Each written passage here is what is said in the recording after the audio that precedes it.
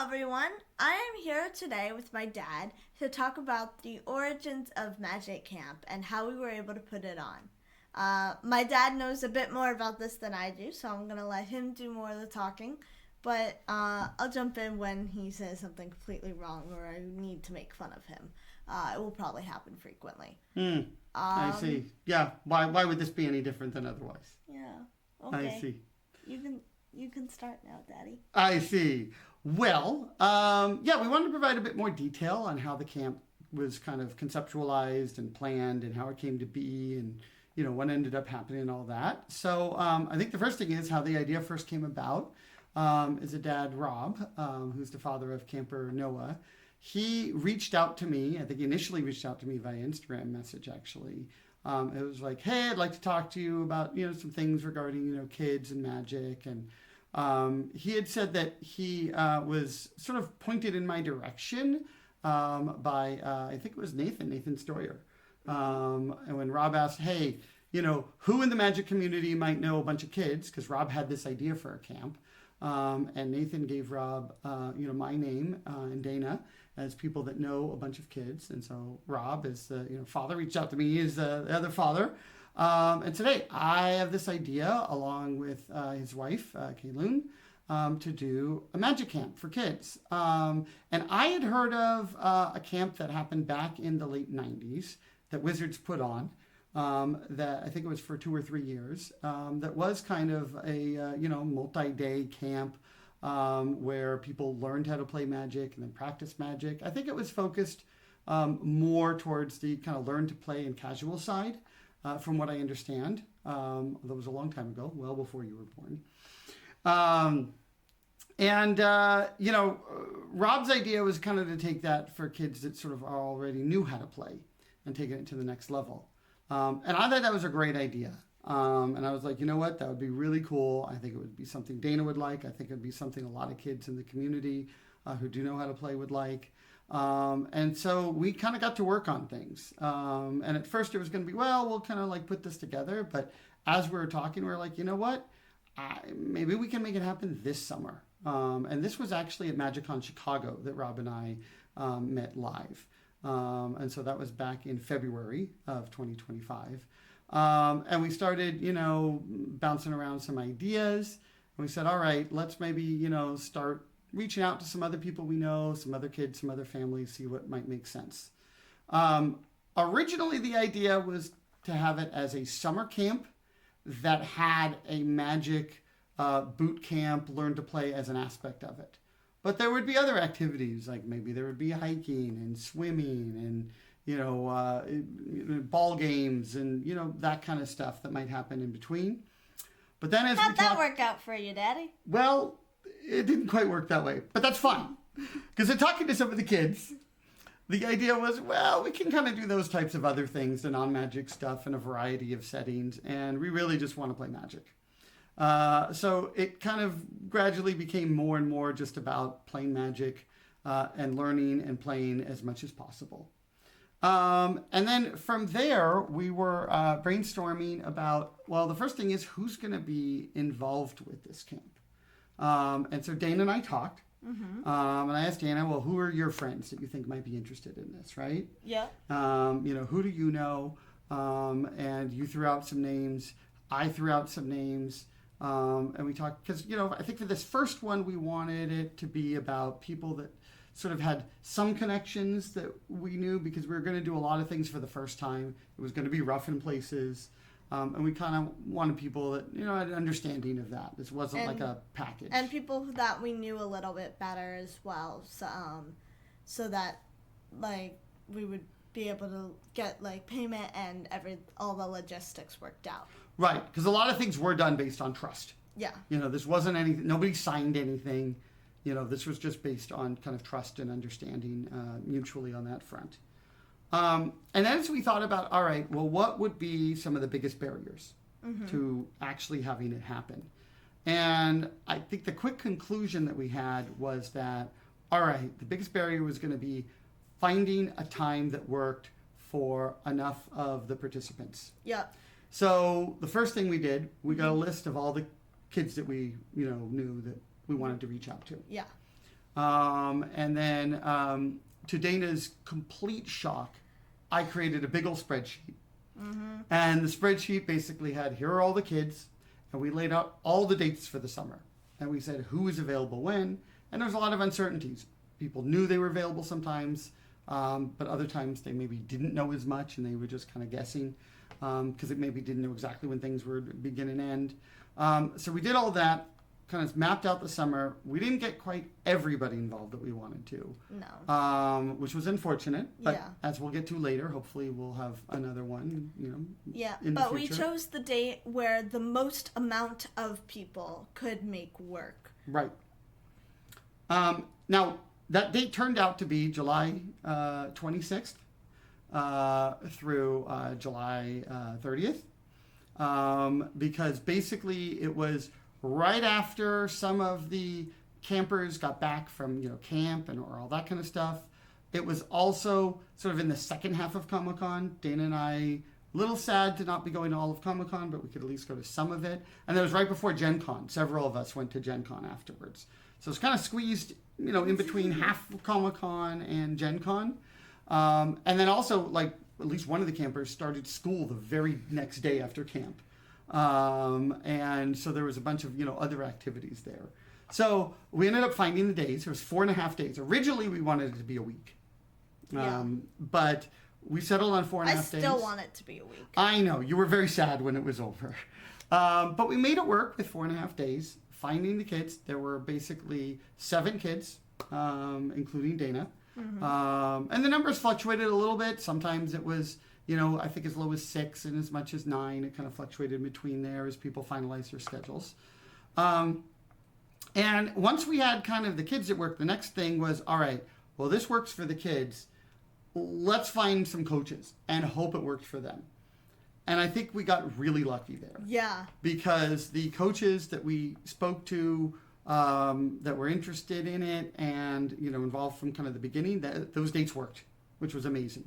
And we first reached out to Nicole Tipple. It was the very first person we talked to about it. And, we knew her from events. We knew she had some, experience in things. Yeah. Very good player. And so we reached out to her. She said she loves the idea. She, I think it's a lot of background, a lot of things she can bring that would help it. And she also said, I think we should get Nathan Stoyer involved, which was actually another person we were already thinking about. Yeah. Right? And, and Nathan was actually coaching, I think, a couple of the kids in the camp already. A few of them, yeah. Right. So we were already like, Nicole and Nathan were great. And then another person that, again, several of us thought of simultaneously was Sam Black. Yep. And Rob actually reached out to Sam Black initially, and because Sam was doing some coaching of Rob's son Noah, and Sam was also interested. And then we were like, well, okay, well that's 3 coaches. Do we want 4 or is 3 enough? And we thought, well, you know what? Maybe we hedge a little bit and have somebody, there that wouldn't have to fly in. So it would kind of, because we were mindful of keeping some of the costs down and not getting too crazy for people. Yeah. So we're like, all right, well, maybe, Paul Green, who's a local to San Diego, he wouldn't have to travel. Maybe he can be involved. And he was only unfortunately available for 2 of the days. But we said, all right, this is kind of another bit of a hedge. We have 3.5. One's local, 3 are kind of traveling in from places. And they could all make those dates work.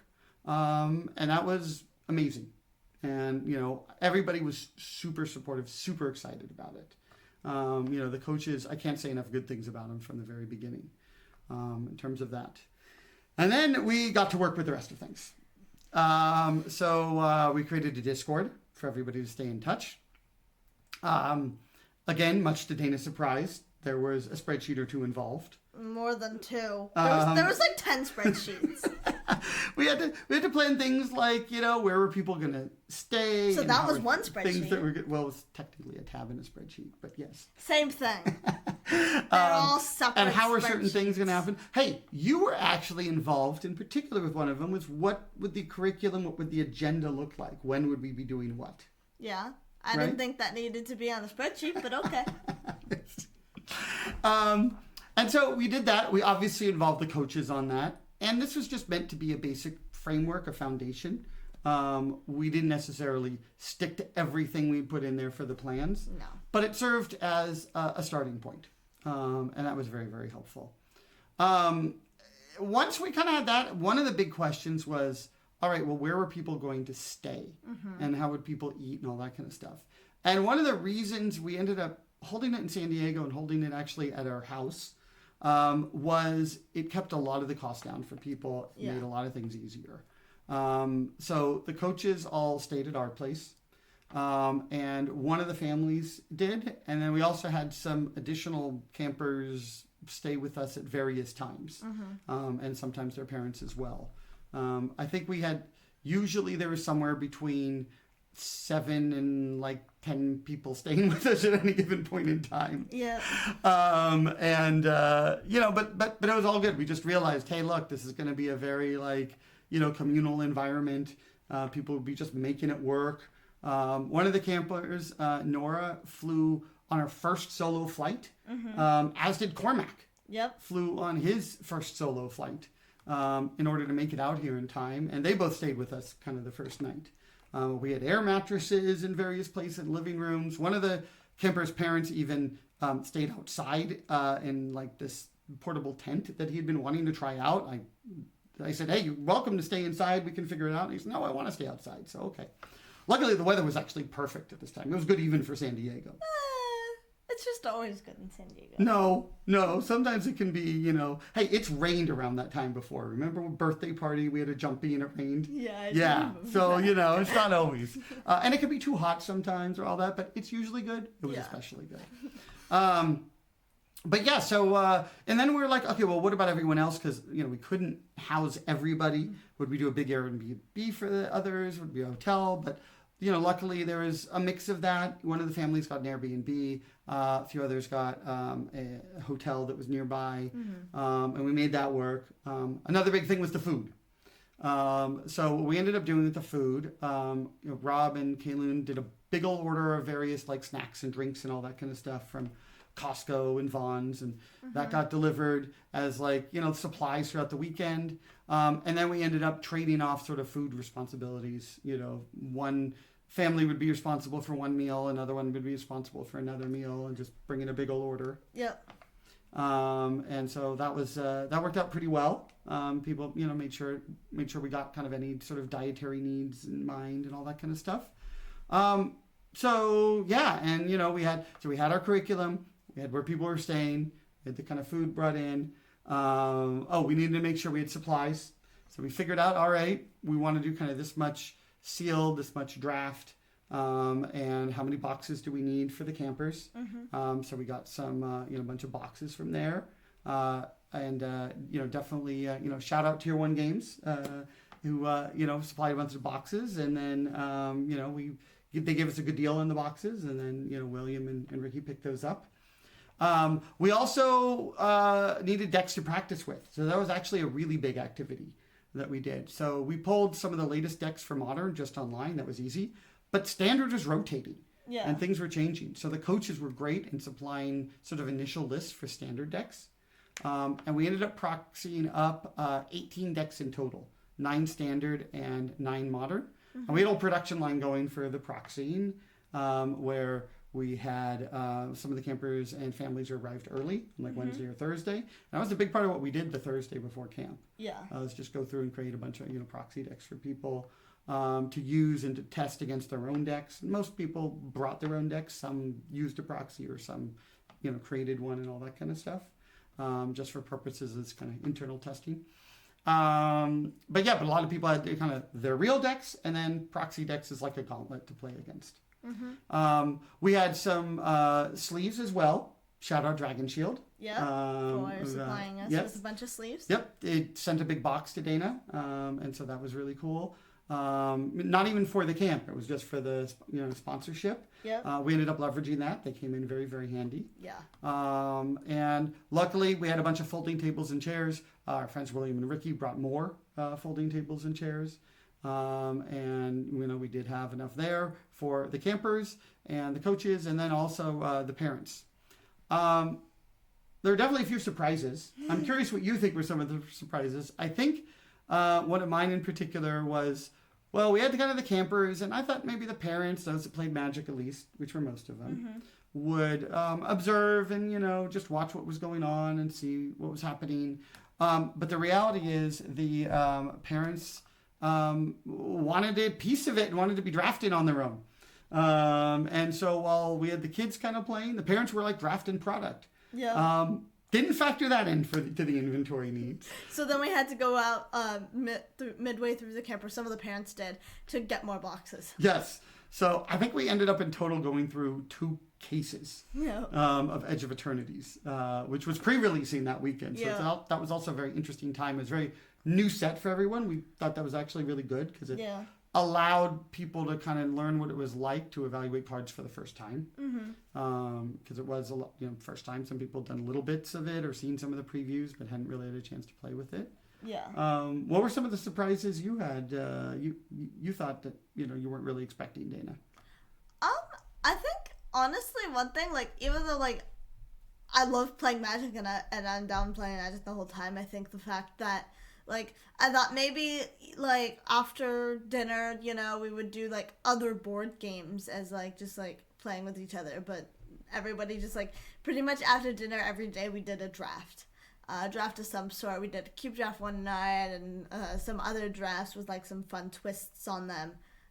Instead of going swimming or playing some other cool board games. So I mean, I was fine with it. I was happy with it, but it was definitely surprising.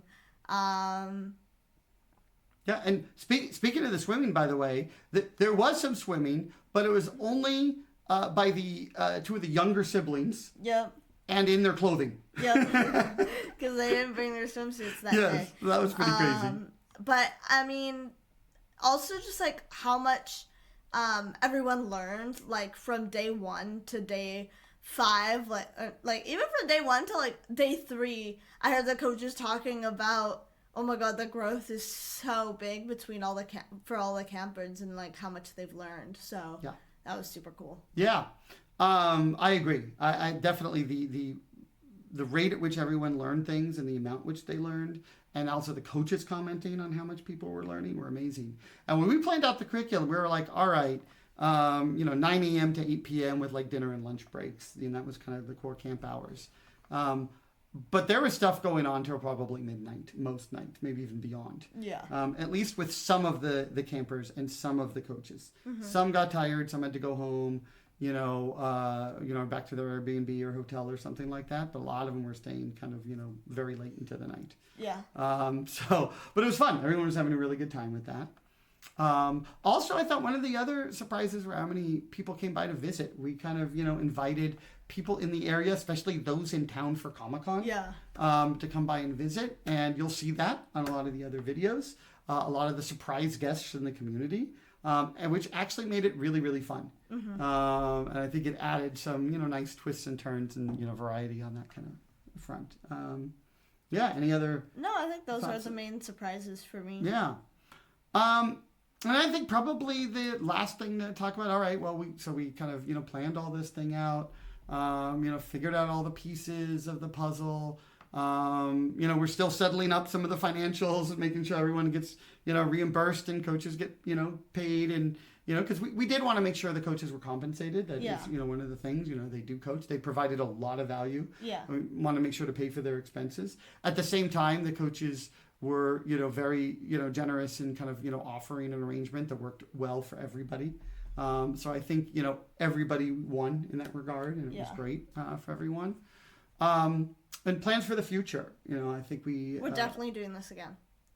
Definitely. Yeah. Well, I think we definitely want to try to make it happen. I'm pretty confident it can happen. We made this one happen in 5 months.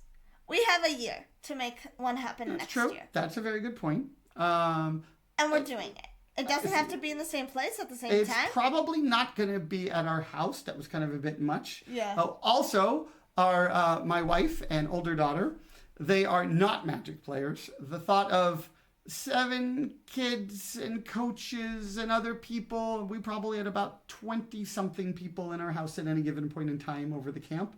It was a little bit much. So they went elsewhere. Yeah.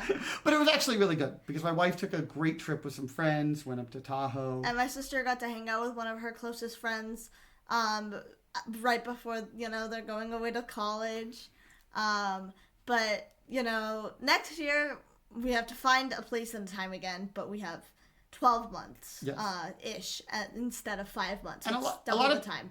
And so we're going to do it again. And a lot of people were volunteering that they thought they might have a lead on some places. Yeah. Because there's actually 2 things. One is a place just to play. Yeah. That's the main thing. Like where can we kind of set up a place to play? There's also sort of, lodging and can we keep costs down? That may not be as doable. Yeah. Because I think just due to the circumstances, we were able to house a lot of the people. But maybe, that's not something that's going to be quite as possible, but maybe there's some amount of that can be done, and people have a lead on some things and all that. Maybe also with we might expand it. We've already had at least 2 people reach out interested in being coaches for the camp. We've had some kids reach out, both kids that wanted to do it initially and weren't able to, as well as just kids that were like friends of friends that heard about it or community members or wanted to be involved with it or something like that. Yeah. So we may well expand it. Maybe we can get some kind of volume deals or something like that. Maybe have a, some additional, support in terms of, camp director type stuff if it gets to a certain size. And, I kind of served a lot of that role this time. In terms of camp director, but and also maybe somebody who can do some of the filming and the documentation of it too, which is also something I did a fair amount of there. Yeah. Although these videos that you'll be watching, Dana is doing most of the editing of that on her own, and so we're kind of tag teaming it from the content perspective. Because did want to make sure, Dana, that you were able to focus on learning, which I think you did. Yeah, I did. And all that. And, already seen is some of you might have seen at Gen Con right after camp. Robbie, one of the campers, and I ended up winning the first RCQ at Gen Con. Dana came really, really close and, got to a win-in on 2 of the RCQs at Gen Con. And so, that part was really good. Yeah. I ended up actually winning the Gen Con championship. Which I was amazed at. But I will say, I owe a lot of winning that RCQ and winning the Gen Con championship to some lessons that, everyone learned during camp, some things that the coaches pointed out, the practice that we got. I definitely very keenly remember in my mind saying, all right, well, this situation is something where I should make this move, or I should play this card, or I should, make sure have a long-term plan. So that part worked out really well. Yeah. That's the story of Magic Camp. Thank you so much for listening. All right, everyone. Watch out for more videos. We have a lot more coming. Yep. And to show all the behind the scenes and the details, and you can learn some stuff too from it. All right. Bye. Bye.